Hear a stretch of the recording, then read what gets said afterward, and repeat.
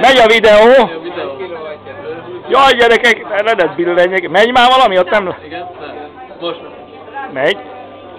Már végig is ment? Ja, mert itt közben nem láttam, jó.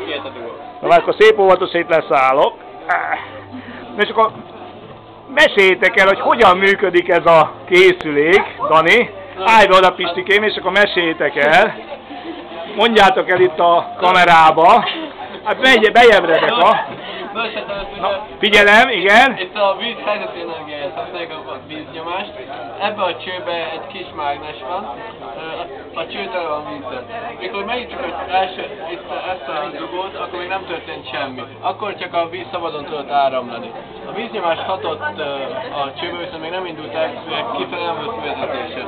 Mikor ezt megnyitottuk, viszont ennek a vízoszlop nyomása megindította a csövet, és így elindult a kis mágnes is, és ezzel áttételesen ugye a nagy mágnes is megindult. És végül is ez azért jó, azért lenne nagyon jó talán kiépíteni kisebb hálózatokat is,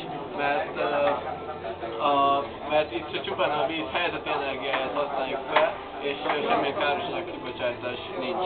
A víz felhozatalára pedig a legjobb módszer egy szélkelkek építése, hiszen ezek a vízhúzók nagyon könnyen föl tudják csupán a szél erejéből. Na hát ezt köszönjük, akkor a megújuló energia